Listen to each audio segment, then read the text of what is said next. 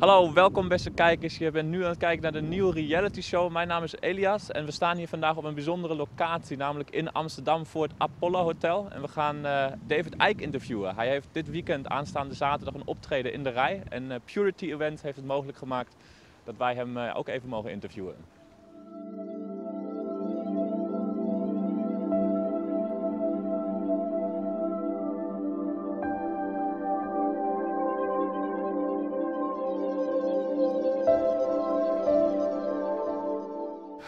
Okay, David. Welcome. Thanks to have you here. It's very nice. You became world famous in the last years with your work. And what my question is, what made you wake up? What triggered it? Well, me, oh good, it's a long story, which I've told in many ways. Basically, I was a national spokesman for the British Green Party. In the 1980s, I was also a television presenter with the BBC, news and sport, mostly sport in the end. And I started having strange experiences through 1989 when I was doing those jobs, but when I was in a room alone, it felt like I wasn't alone. Like I was in a hotel room or something and there was no one here, but it felt like there was something here, like a presence. And it was all new to me. I wasn't into this stuff at all. Although, from the time I was a kid, I'd rejected religion. I'd also rejected the idea that, we're a cosmic accident. Somehow we miraculously come into life and then disappear, into nothingness, As someone rightly said about this reality, to say it came into existence by accident is like saying a hurricane blew through a scrapyard and assembled a 747. I mean, it's insane. So I've rejected all that stuff. But I hadn't really looked at the alternative. You're getting on with your life as you do. But something was in the room, there was a presence around me, got stronger and stronger. And eventually, long story short, I ended up going to a psychic to see if she'd pick up what was around me. And I got told that I was going to go out on a world stage and reveal great secrets. I was going to write all these books. I was going to be world famous. I would face enormous opposition, but they would always be there to protect me. And that knowledge would be put into my mind and I would be led to knowledge, and bingo, it happened. And it's now, I'm coming up towards 22 years since it happened, and I started on this journey, and it's all kind of happened. This is where the information has come from. I'll get insights, and then when I've got an insight, suddenly information relating to that subject or that insight comes at me from all angles, And it's been a process that's gone on and on. And you see, when you are dealing, up to a point, actually up to quite a point, you can research the conspiracy within 5 sense reality with names, dates, places, cross-referencing things, manipulated wars, manipulated terrorist events, manipulated banking systems and all that stuff. And that needs doing, and I've been doing it for 22 years and I continue to do it. We need to know all about that. But it's been very clear to me over the years that if you're an expert on 9/11, an expert on banking scams and all this stuff, you're still walking around the outer rim of the rabbit hole. You've not even entered it yet. And to get deep in the rabbit hole, a number of things are necessary. First of all, you have to be free from preconceived idea. Because if you have a preconceived religious belief or political belief or scientific belief, then you're going to go so far and you're going to go any further. Because once you get slightly into the rabbit hole, all those things start to fall apart. So thus, if you want to keep them, don't go any deeper. And lots of people do that. They won't go deeper because of the effect on their belief system. And there's another part of this, which is that people who can open their minds to these deeper, more, if you like, on the face of it, but not really, bizarre concepts. They might open their minds to think, hey, this makes sense. This looks like this is what's going on. But then they have the barrier of the fear of what other people think to get through.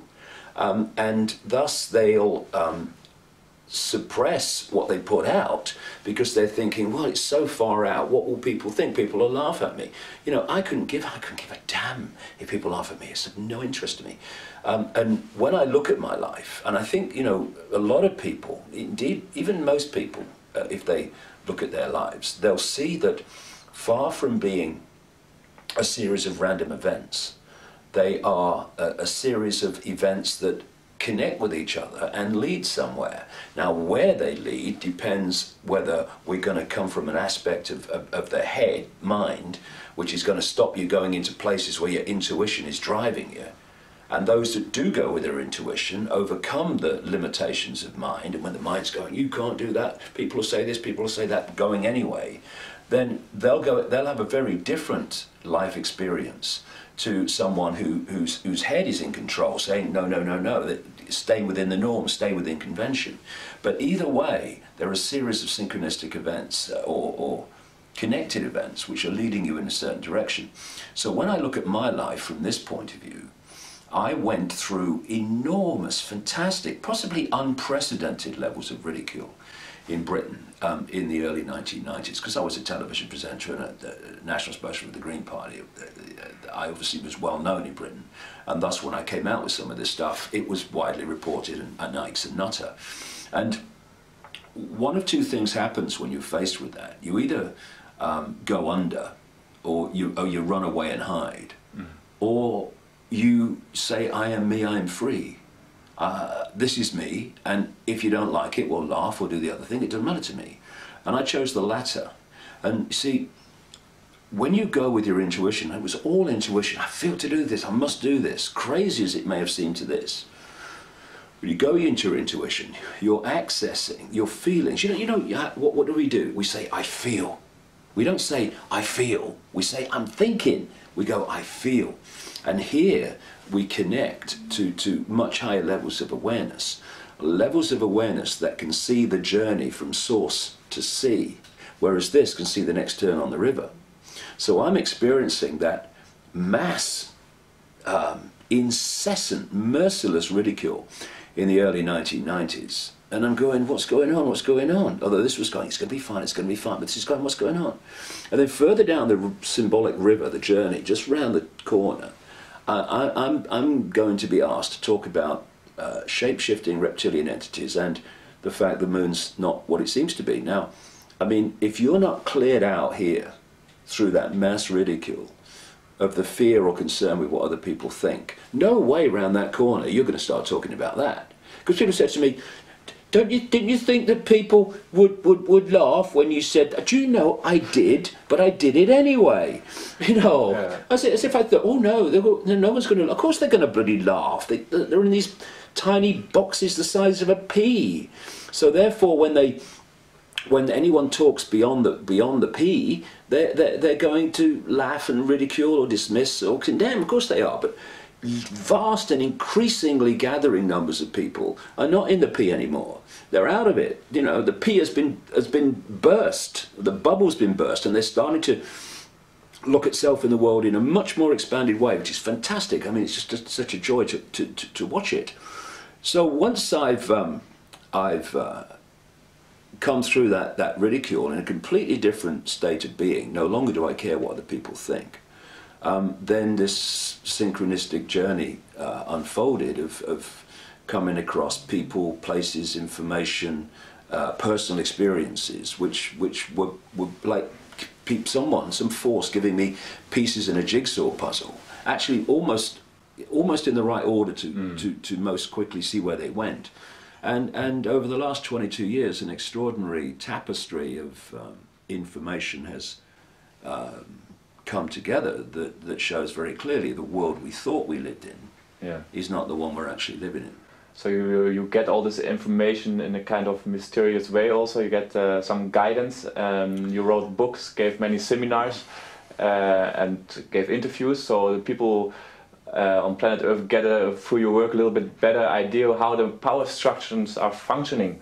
And do you see that these power structures of the Illuminati are breaking down at the moment? Well, I think what's happening now in terms of public perception, and it's one of the reasons that so many people around the world are looking at my work now, either for the first time or in a new light, is because I said years and years ago, there's going to come a point where this covert manipulation is going to break the surface. It has to, because if you're covertly manipulating to bring about a massive structural change in human society based on fierce global centralization of power, then there's a point where that has to break the surface where people can see it.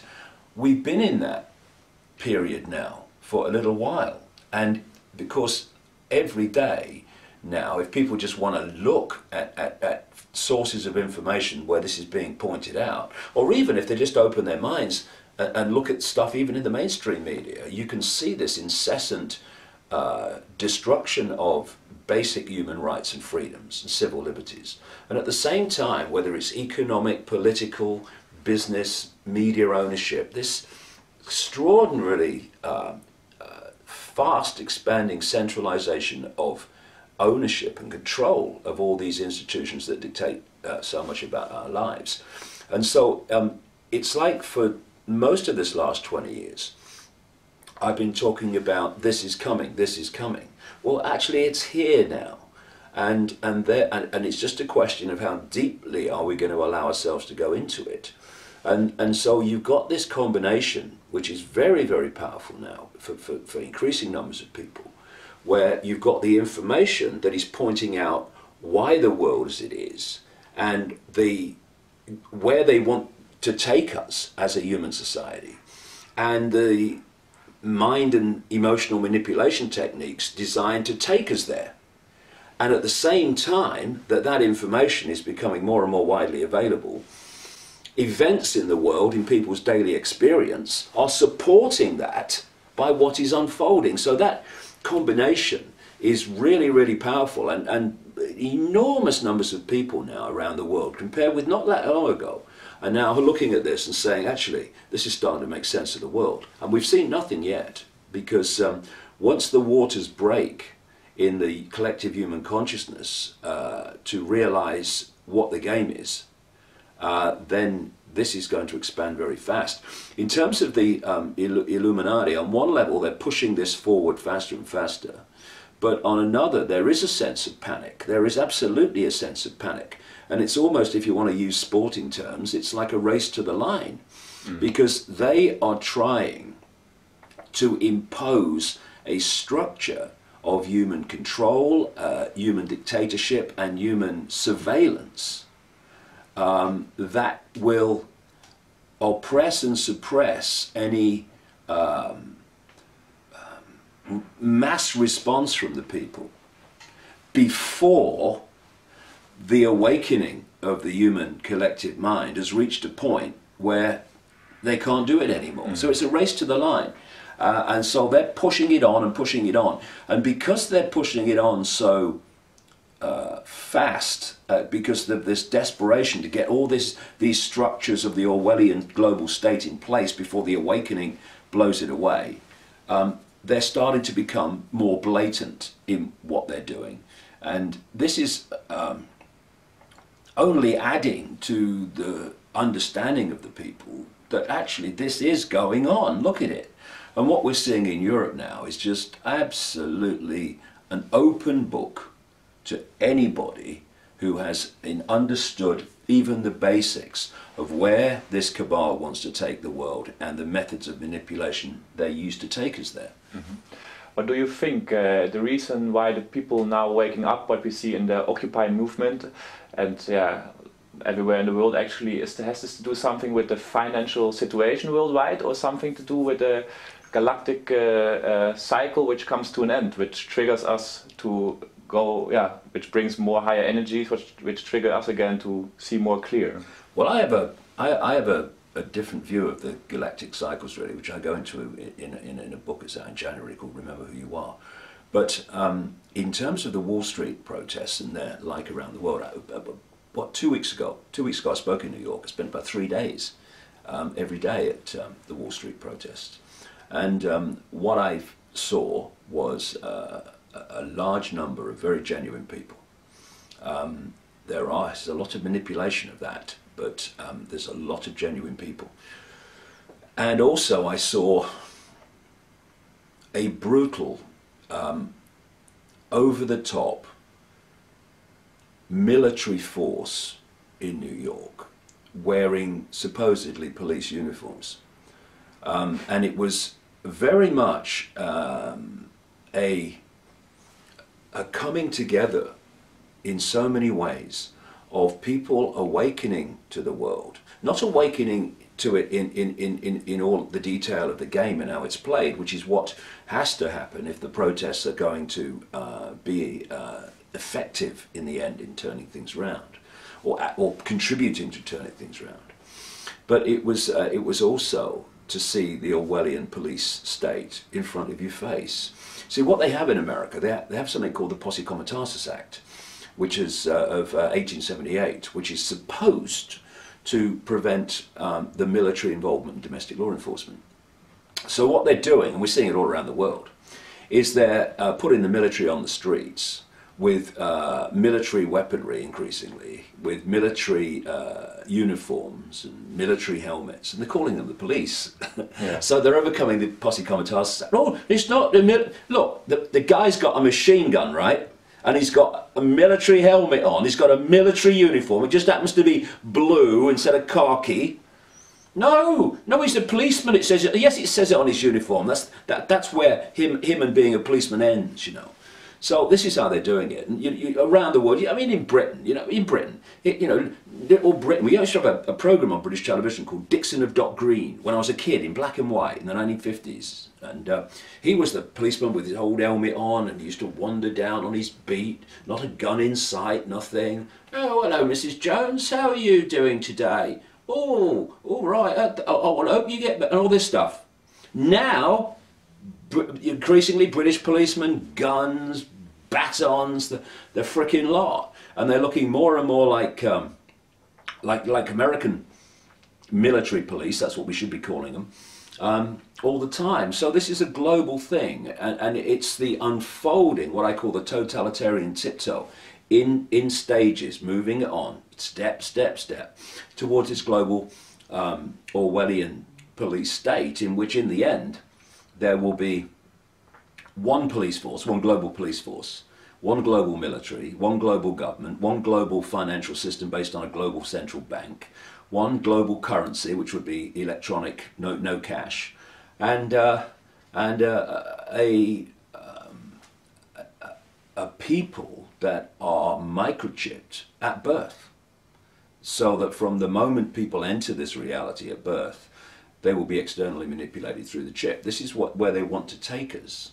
And the methods they are overwhelmingly using to take us there are the totalitarian tiptoe, doing it in steps, promoting every step as not connected to the previous step or the next step, when they fundamentally are. And then this other technique, the main one, that I dubbed a long time ago now, problem, reaction, solution, where you create the problem, you get the covertly, you blame someone else for the problem or something else for the problem. You then tell the people the version of the problem you want them to believe, i.e. the cover story lie, through an unquestioning mainstream media.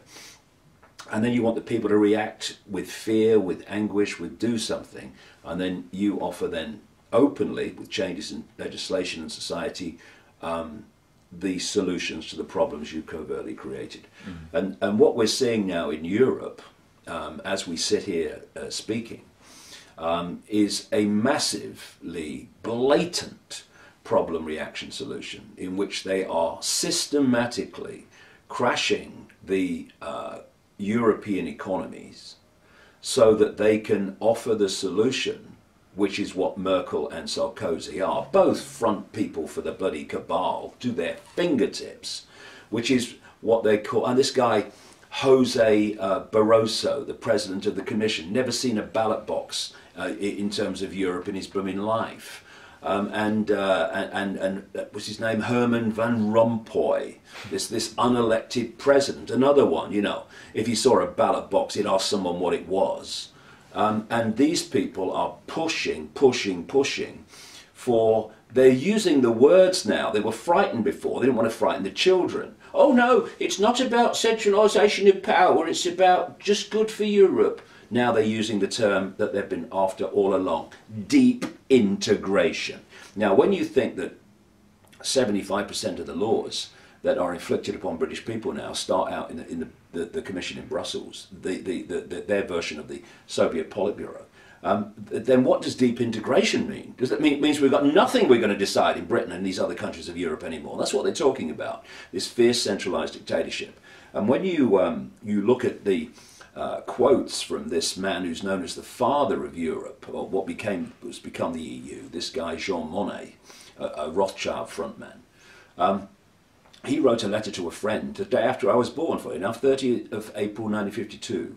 And in this letter, I'm paraphrasing, he said, we are going to bring about the superstate. This is in 1952, by stealth, in steps, by constantly centralising power, and at each point justifying it by economic means. And they're still doing it today as we're talking. What we have is a series of problems coldly engineered to which they can offer solutions to push this agenda on of more and more centralization of power towards this single global electronic currency, world government, world central bank, world army, and all that stuff. And that's why, and for many other reasons around the world, that the world is in a constant state of lurching from crisis to crisis. If you're using this technique, as they do absolutely incessantly, of create the problem, get the reaction, do something, offer the solution, then here demands an endless supply of problems.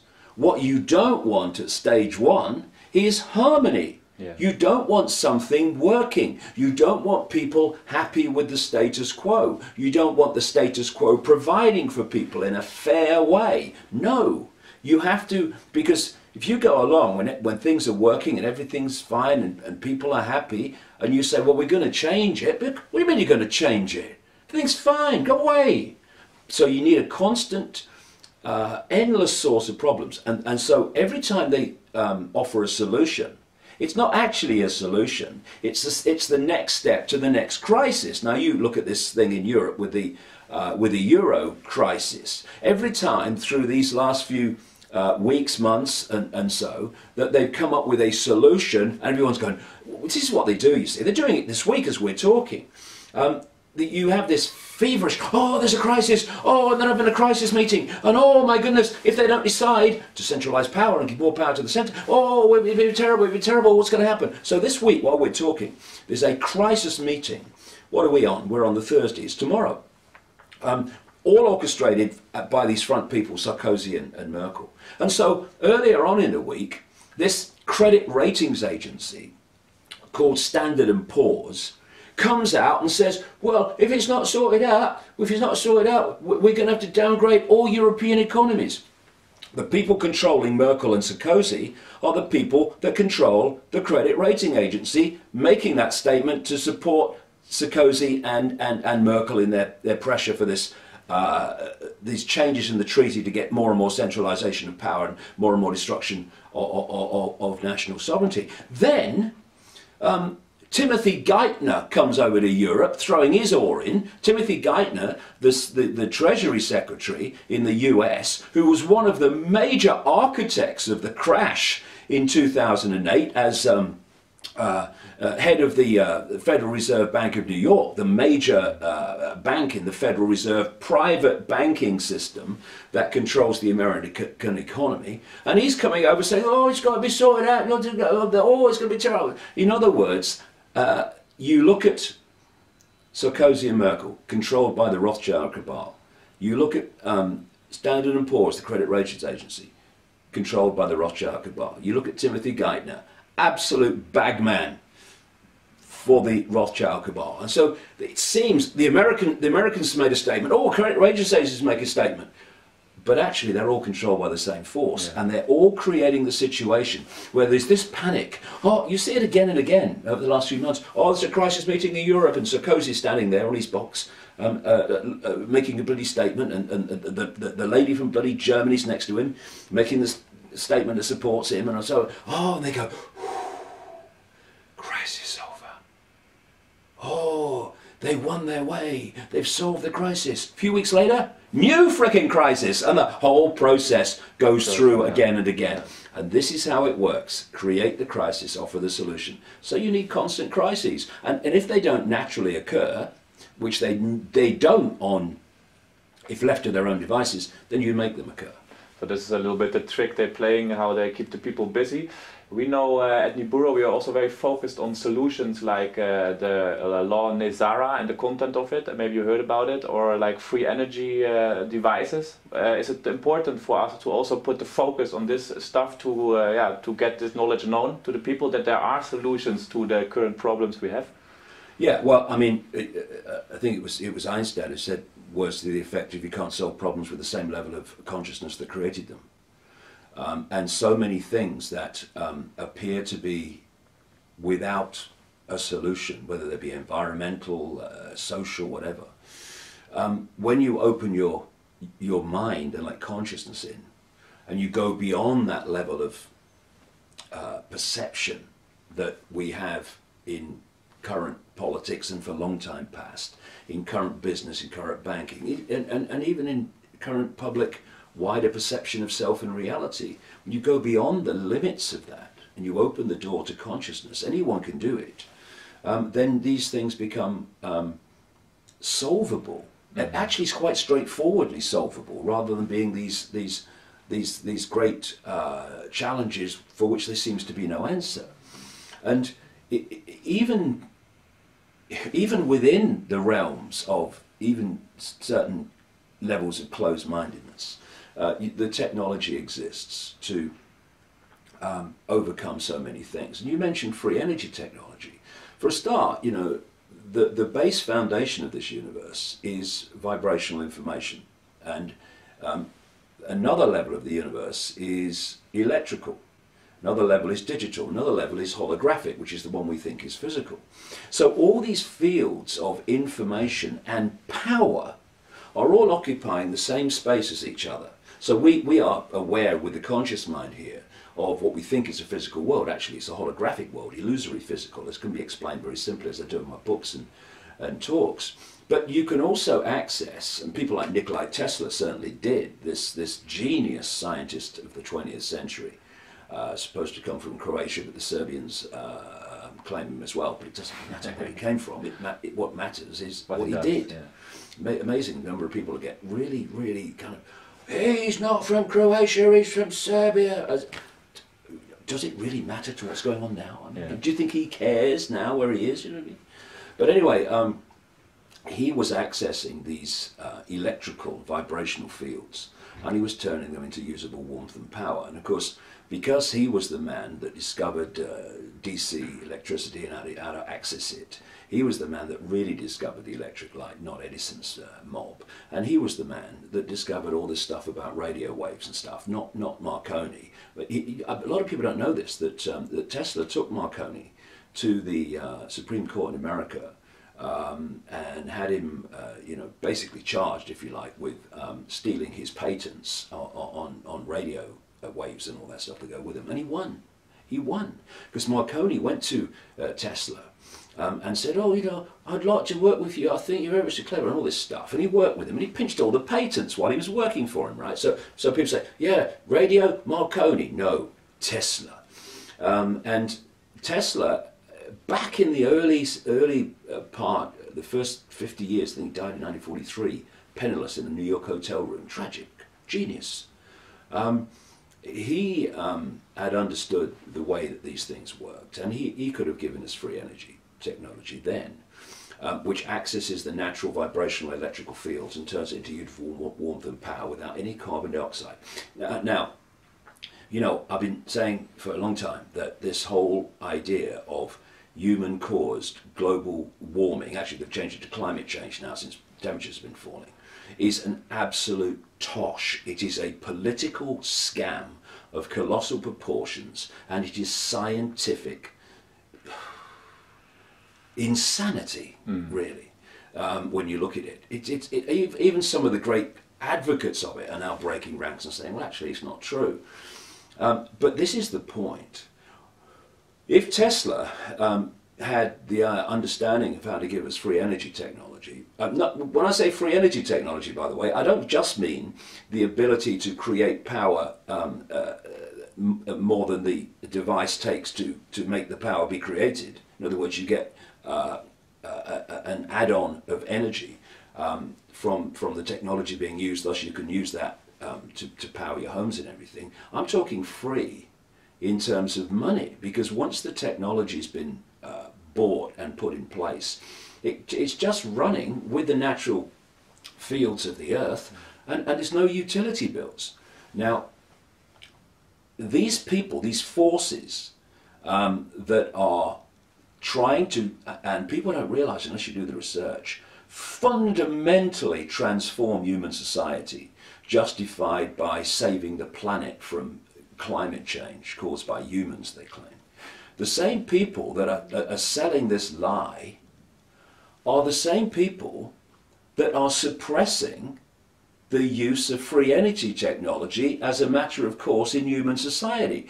If they were telling the truth, they're not, and they know it, and they really cared about the environment and what they call climate change caused by humans, if they believed it was true, then why are those same people and forces suppressing technology that would dramatically reduce the amount of carbon dioxide produced by human technology, because it wouldn't be necessary anymore in so many areas, if not all areas? It's because they're lying about climate change to justify a transformation of human society. And they absolutely don't want people to have access to free energy technology, because if you are going to control human society, you have to get them dependent upon you and what you produce. And you have to get them to have to pay the bills that you generate for them for these basics of life, so that you have control over the population. You remove utility bills, and suddenly people are starting to get choice, because once you have to earn a lot of money, or a lot of the percentage of your income, indeed all of it with so many people, just for the basics of life, well, they got you. You haven't got a lot of choice. You know, I'd like to do this, I'd like to, oh, I haven't got the money, I've got to pay the utility bills, got to pay the mortgage, got to do this. So the more you squeeze the amount of money that people need for the basics, the more you release for them to have choice. And so that's the last thing they want is people not to have these massive energy bills to pay all the time, because you know, you're releasing choice to the population, or more choice. That's the last thing they want. Yeah. It's a simple you know, equation that scarcity equals dependency equals control, and abundance equals choice equals freedom. Now, what free energy would release in so many areas is abundance. Yeah, free society. Abundance. Whereas the suppression of it creates dependency. Dependency on what? The power companies owned by the same people that control the banks, that control the governments. Yeah, it's a very clear structure we can see here. Yeah, absolutely. Another solution for us at NWO is the contact with benevolent ET races. You have been to Kreda Mutwa. I saw some videos where you also talked about this ET contact. What do you know about this, and do you know anything about ETs switching off nuclear weapons? No, I don't know about that in the sense of I didn't see them do it, but I've heard the stories. Maybe some of them are true, maybe they're not. I don't like talking about things I've not researched. I think that kind of insults the audience a bit. So, but obviously, it's one of the things I do at my talks is I put a picture on the screen of just part of our galaxy, never mind the freaking universe, just part of our galaxy, and it's an explosion of lights. I mean, and you look at it and you think, so we're alone, are we? You know, what do you think? Do you think we're alone? What's the chances, do you reckon? I mean, it's insane. And not only are we seeing an explosion of lights, we're seeing an explosion of lights within a tiny, tiny frequency band called visible light, which is the only one that we can decode into what we call, you know, the world that we can see. And thus there are multiple other frequency ranges, dimensions, whatever you want to call them, of life, of worlds, of whatever term you want to use, which are sharing the same space as this one. And not only are we dealing with what people call extraterrestrials that operate within visible light, we're talking about what I call interdimensionals, which can move in and out of visible light. And of course, when they enter visible light, which as the frequency range that we're decoding into this world, they appear out of nowhere. And then when they leave visible light, they, to the observer, disappear into nowhere. And again, if you don't look at how reality works, even in its basic form, and of course mainstream science is funded not to do that, then things like, oh, I saw this extraterrestrial appeared out of nowhere. I saw this UFO and it just disappeared in front of my eyes. If you don't realise that what I've just described, you go, God, he's been on the pop again. You know, are you taking them pills again? Because this is an important point, this. If you can suppress, by suppressing scientific information of the wider scientific information beyond mainstream science, and you can suppress people's perception of what's possible, that's a massive, massive tool in your armory of suppressing humanity in general. Because when someone comes along, and this is the sense of the possible. Why? Because that's what they was told in the education system, that's what they were told by science, that's what they're told by their peers who've gone through the same production line of programming. You know, that's what the media says. So when someone comes along and says, actually this is happening, that's not possible, that's impossible, you're mad. No, it's not possible from your perception of the possible, but it's still possible. One of the analogies I use is, imagine back in the Stone Age, someone's knocking rocks together, and someone comes up, Ugga, however they used to speak, and says, you see that big light in the sky, the moon, you can fly there. You're mad. He's been on the mammoth juice again. Yeah. And yet, although he's still knocking rocks together, clearly it is possible, they couldn't do it, to fly to the moon. Now, not necessarily with the technology we're told, by the way. In fact, probably not. But the thing is that if you take that analogy, we think we're at the cutting edge of human evolution, thanks to you know, this whole survival of the fittest and all this nonsense that was sold to keep us in ignorance, the old Darwin stuff. But if you even look at where we are now technologically, compared with what other expressions of life, what we call extraterrestrials or interdimensionals, can do, we are still knocking rocks together. Yeah, and thus, you know, when people like me come along and say this is happening and this is this and this is that, if people come from the perspective of what humans can do is the cutting edge of what can be done, then they'll just dismiss it. But if you can open your mind and realize that we are, to repeat the phrase, compared with what is possible, knocking rocks together, then you can start to see that there are things going on around us. There are things going on in our daily experience that are light years technologically beyond where we are. And if we don't open our minds to that, then we'll never grasp the scale of the situation that we're facing. But there are, in my view, and I've been writing this for a long time, there are what I call interdimensionals, particularly, that are manipulating human society, that are using hybrid bloodlines within visible light human society to manipulate society on their behalf. But there are, as there are in everywhere you want to travel in this great infinity, there are also benevolent non-humans that are fundamentally supporting and working towards this awakening of the human mind from its prison cell to allow us to awaken to the true magnitude of who we are, because it's not that we are what we think we are. That is suppressed humanity. That is software humanity. Real humanity, open to consciousness, is breathtaking in its potential, in its genius, in its ability to manifest its own reality. And so, you know, when I look back to when this started for me nearly 22 years ago, and what the psychic told me was all those things I mentioned earlier, and they've happened.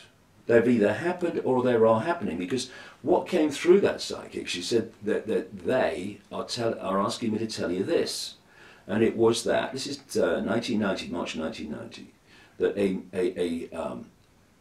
a great awakening is coming, basically. Humanity is going to awaken from its, in effect, comatose state, like it's been in a hypnotic trance, actually literally when you get deeper into it, and that all that had been hidden would be brought to the surface in this period, and that people would awaken to their true self. There would be, not in religious terms, but there would be a, quote, spiritual awakening. Now, when you look over this period of 22 years, and you look now, I mean, I remember not a terrific number of years ago, when it was like banging your head against that wall, but not anymore.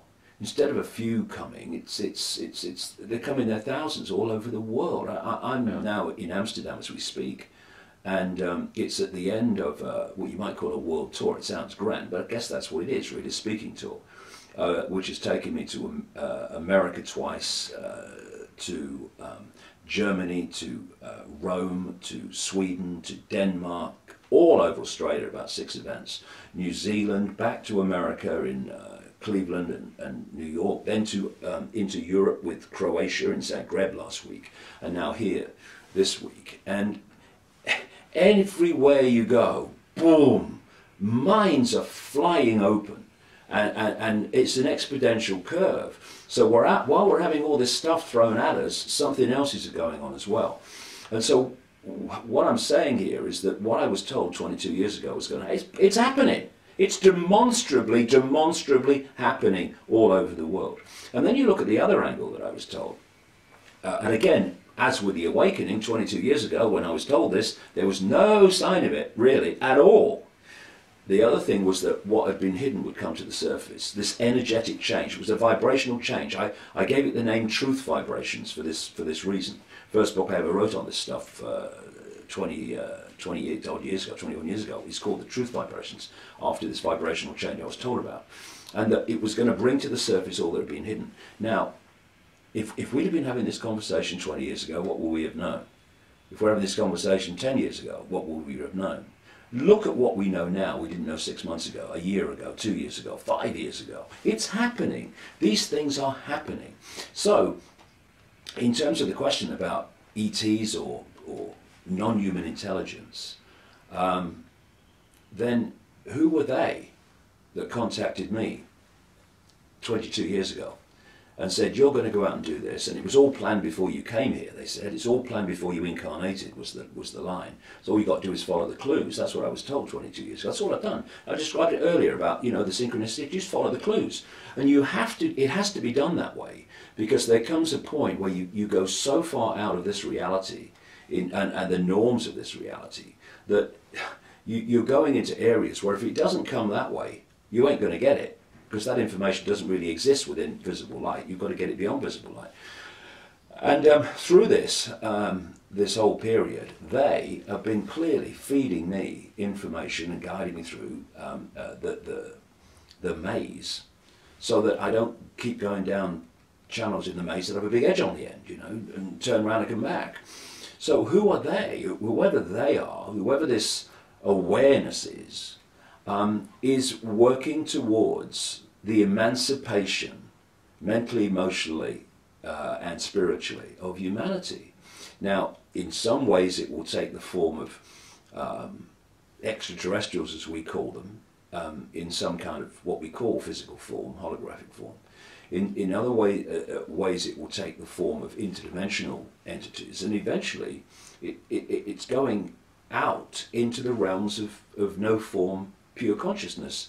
So, you know, I'll be honest, if bringing this whole edifice of power and all that goes, that underpins it in the unseen, was down to humans in bodies working within holographic 5 sense visible light reality, well, I'm going to have a cup of tea and then I'm going to decide what I'm going to do with the rest of my life, because we're wasting our freaking time, right? But it ain't like that. We are being asked to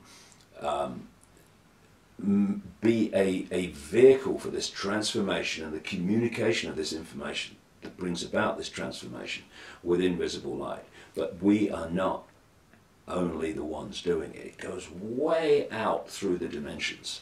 And this is why the control system is coming down.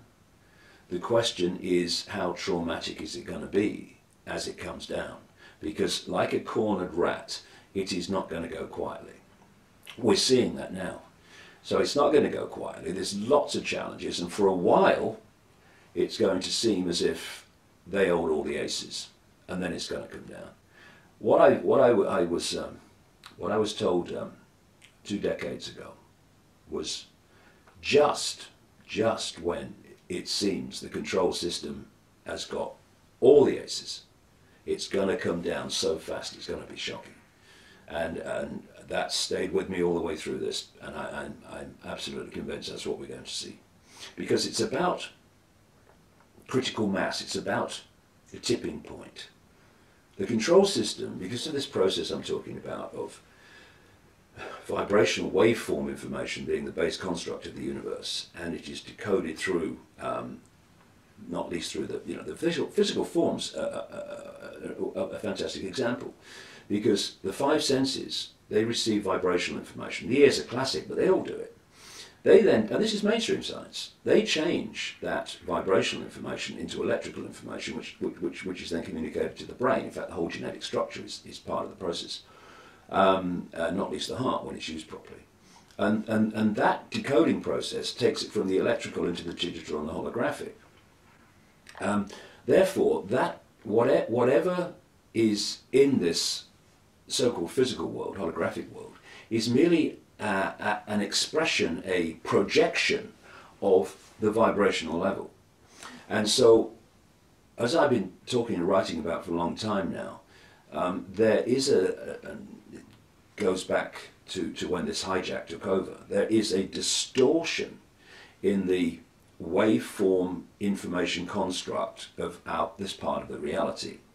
And this distortion plays itself through into the holographic as distorted human behavior, like sacrificing children, sexually abusing children, bringing about banking crashes to just to serve your own interests with all the devastation to people's lives, manufactured wars, manufactured terrorist events, the fracturing of the human personality, the conflict that goes on between humans at every level. This is this distortion. Now, what this truth vibrations, as I call it, transformation is doing, it's healing that distortion. Now, the control system is an holographic expression of the distortion. It's a projection of the distortion. So when the projection's gone, because that's healed, it cannot exist in holographic reality. It has to go. So it's going. The question is, how traumatic is the process of it going? But going it is. And so fast, because there comes a point where the waveform information foundation of the control system passes a point where it's no longer able to project the holographic expression of itself. And thus, in our experience, it's like the control system's just crashed. What's going on? God, it's a miracle. Because this is no longer able to continue to project a holographic expression of itself, because the information construct, which becomes that, is no longer in the information state that projects that. and so it comes down. Everything that's going on in this so-called physical world is an expression of the vibrational information construct, the waveform. And this is another example of why, if you get the waveform right, you get the physical right, the holographic right. And this is why so many alternative methods of healing people are increasingly focusing on the waveform, vibrational level of the body. Because if you get that right and you balance that out, as it projects itself holographically to become this, it is an expression of information, vibrational waveform harmony, and that's what we call health. Yes. When there are distortions in the vibrational field, it comes through to the holographic as dis-ease, disharmony, some form of mental, emotional, or what we perceive to be physical dis-ease or illness. And you see what the control system does, because it understands these things. It gets people, it gets its institutions of medicine and science to focus on the physical as if it's real, as if it stands in and of itself. It doesn't. It's just a holographic projection of the waveform. And thus, if you look at mainstream medicine, I call it Stone Age medicine, I don't think it's a bad description. They are focusing on the frickin' hologram in its what they perceive to be its physical state. And thus, they are trying to treat the symptom without treating the cause. Yeah, that's true. We know that in the books of the University for Medicine until 1940, there were like pictures from the human aura. Yeah. And after the 1940, they put it out. A lot of people don't know this. One of the great architects of this Stone Age medicine that sees a scalpel or a drug as the answer to everything was J.D. Rockefeller. Okay, yeah. You know, and what Rockefeller did, of course, the oil tycoon, was funded by the Rothschilds. The things like the Rockefellers and J.P. Morgan and Carnegie and all these people, they were just funded by the real masters behind the scenes, the House of Rothschild. But J.D. Rockefeller, he hijacked what you might call the healing medical profession at the time. He made sure that things like homeopathic healing was taken out of the medical schools. He used it himself, actually. He died at the age of 90 with his personal homeopathic guy sitting at his bedside. True. Yeah. You see how old these people are? The Queen Mother, 102. Look at the Queen getting on for 90. Look at Prince Philip, 90 odd. Look at David Rockefeller, 90 odd. Kissinger getting there. All of them. Why? Because they don't get the same treatment we do. I mean, please. Because they just want to keep it from us. And the thing about the Rockefellers is an important kind of area, one of the great scams that they use in terms of so many things, not just medicine, and they bring it into alternative healing now because they want to hijack that, and that's the license. This is what Rockefeller did. This is how he took over the medical profession. He got a situation where to be a doctor or to operate in this area or that area, you need a license. To get the license, you have to do whatever you're doing in line with what the licensee says you must do it, or you lose your license. Actually, you have to go to some kind of brainwash program. Yeah. This is why when doctors step out of their little box of what they can do to try and help a patient, they step out of it, they lose their license to practice. And so when you've got someone, I mean, I know all this from personal experience, observation, and people I know that work in this whole area, that even though doctors, some anyway, have seen that alternative methods can cure cancer, even advanced cancer, in a way that it just melts away virtually before your eyes, they cannot officially tell their patients to go and try it. They have to say you've got chemotherapy, surgery or radiation, usually all bloody three these days.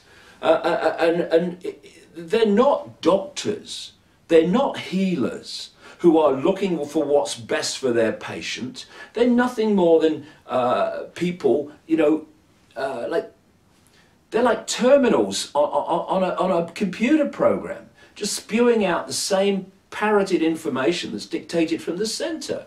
This is why so many people in recent decades, vast numbers of people, are rejecting so-called mainstream medicine and going for alternatives. You know, I mean, and you know, I've seen people cured of late advanced cancers by alternative methods.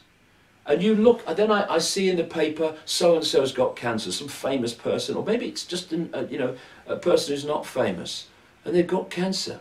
And you think, you know, this could help you. But they're not getting access to that knowledge. And even if you try to tell them, they're so welded to doctor knows best that they'll go to their grave when they don't need to, following these ignorant people. Who know what? They know about the body, they think, and how it works. Thanks to what? Thanks to medical schools.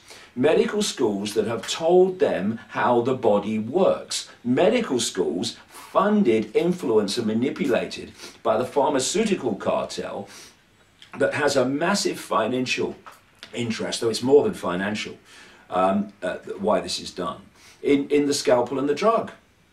You know, I mean, okay, we'll sell them more chemotherapy and all this stuff, and it kills them. But it doesn't matter, because someone will be along in a minute with the same disease and we'll do it the same again. Yeah. You know, it's a tragedy. And, you know, when you think about the mentality that it takes to coldly, calculatedly suppress ways of healing people so they die in suffering. When you are engineering wars that pepper bomb cities of civilians, when you are creating terrorist attacks, killing people like a 9/11, traumatizing, you know, not just America, though that was closest to it, but lots of other people around the world by what they saw. On and on and on and on it goes. Dropping depleted uranium bombs so that the next generation have hideous birth defects, which we're seeing in Iraq and places. We'll see in Libya now as a result of that. What mentality does it take to do that and have no emotional consequence? Because they have none. They have no emotional consequence. There is no, oh God, my God, oh, what have we done? What have we? None of that ever. Because there are different genetics, and that genetics has had deleted from it the ability to decode empathy. Thus, we look at those things and we find it incomprehensible that anyone could do it. But to them, it's not a problem, because there are no emotional consequences for whatever they do and whatever they see others suffering as a result of what they do. And thus there are no limits. There are no limits. Empathy is one of the great fail-safe mechanisms of human behavior. If you haven't got it, there are no limits. So I've said to people for so many years, if you judge what these people will do and are capable of by what you would do, you've lost the plot, because they don't see the world like us. And if we could, for just a few minutes, look through their eyes and experience their perceptions of people in the world, well, shock just does not tell the story of how we would feel when we see or experienced the way this network of bloodlines sees the world compared with where most humanity sees the world. They're not like us, and that's why they don't act like us overwhelmingly, because what they do as a matter of course we couldn't live with emotionally. Then I have one last question for you, David. You teach many people how these people function, what their techniques are. So a lot of people worldwide know now already how it functions, and they're kind of waiting. What can we do now? What can we do next? What is your advice for the people who are awake already? What is the powerful thing we can do now to become stronger and change this planet finally? Well, if they're awake already, they already know, because this is the point. Becoming awakened is to start saying, what can I do about it? And then finding the answer within yourself. You know, intent is a very powerful changer of experience and manifester of reality. Some people call it the will.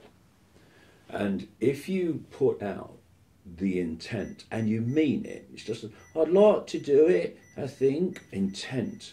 I want to make the contribution to the awakening and the bringing down of this control system, the best one that I can make. And you mean it. And from that moment, you're willing to go with life as it pushes you in different directions to achieve that intent. Then life will put you in the right place to make your contribution, because we all have a unique contribution. If everyone's contribution was standing on a stage or writing books, then lots of other things that need doing wouldn't be being done. We're a tapestry, and so we all got our contribution. So some do it in the public arena, some do it outside the public arena. Either way, it doesn't really matter as long as we're making our unique contribution. But you know, in the widest theme, when you have a network of people, that is a tiny infinitesimal fraction of the target population.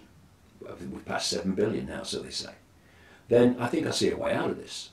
You can only control a massive population compared with you if a number of things happen. First of all, you have to incessantly centralize decision making, because the more you centralize decision making, the more power the few are having over the lives of the many. So this is why we've got this incessant centralization of power in Europe and in what we call globalization and all this stuff. This is why they want a world government, world central bank, world army, etc. It's because they need to centralize power on a global level to have power from that point in the hands of the few over the whole population. Thus, anything that is promoted as a solution to world problems, as more and more centralization of power, that's the cabal at work. Because anyone with a brain, anyone wants human freedom, they see that it's not more and more power at the center you want. That's how we got into this mess. Oh look, the euro's in trouble because of centralization of power. What shall we do? We'll centralize it some more. Yeah, okay, yeah. People buy this crap. We need to pull power from the center. So there's so many points of decision making where people in their own communities actually have a say in what happens in their own communities. I mean, they bloody live there, for goodness sake. And the more you pull decision making away from communities, away from you making decisions away from the people who are subject to those decisions, you have no consequence for your decisions, because you don't have to live with them, these do. The more you diversify and you get decision making from the center, the more the people making decisions are affected by those decisions. You tend to get better decisions. And instead of being some dark suit in bloody Brussels that you never meet and can't get close to, the guy lives in the next street. I mean, okay, what's going on, mate? What are you doing? You know, this is where we need to go, away from the center and not further towards the center. But the other point about all this is that because you're talking about a very, very few compared with the target population, they have to divide and rule the target population. So that we are so fighting with each other that we don't realize that the strings attached to all of us are being held by the same hands. So a key thing, if we want to use this immense power we have of numbers, then we need to put these fault lines aside. I don't care. I'm not into religion at all. in any way, shape or form. But if somebody wants to follow a religion, be my guest, so long as you don't impose it on anyone else. That's fine, I have no problem, do what you like. And you're this colour, you're that. It's just a vehicle to experience reality. It doesn't matter what colour it is. Sky blue, bloody pink, I mean, so what? It doesn't matter, it's a vehicle. You know, if you had two spacemen on the moon arguing about the fact that one's superior to the other because he's got a different coloured spacesuit and it was made in a different bloody corporation or something. I mean, you know, you go, Houston, we've got a problem. These two idiots are arguing about this. This is what racism is.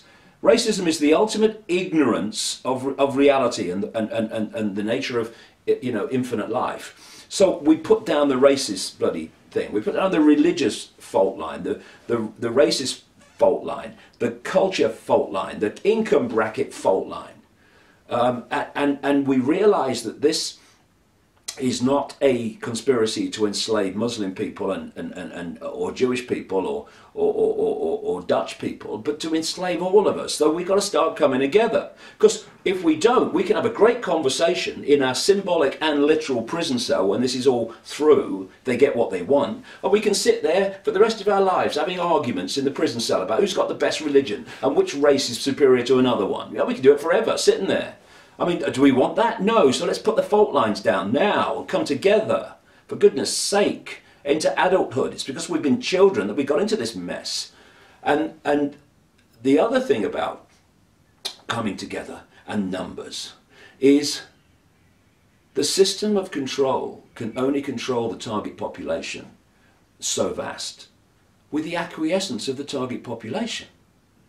Thus, we stop cooperating with our own enslavement. You know, I've said this time and time again. Someone comes out of the White House or Downing Street and says, we've had a discussion and this is what's going to happen. If enough of the population say we ain't doing it, they have no power. No, honestly, I said it's going to happen. We ain't doing it. Oh, what do we do now? Nothing we can do, mate. I should go back in the house. Right? Because they can't do it if enough of us won't acquiesce with it. And that's what we need. They're not really frightened about protests. They're not frightened about protests at all, really. I mean, Occupy protests are different because they're starting to move into this area of non-compliance, non-cooperation, which is a good thing. It needs to go further, but it starts to move there beyond a protest where you turn up. Yeah, I understand. You know, you're expressing yourself. You know, often these protests are just to cry for help. You know, what can we do?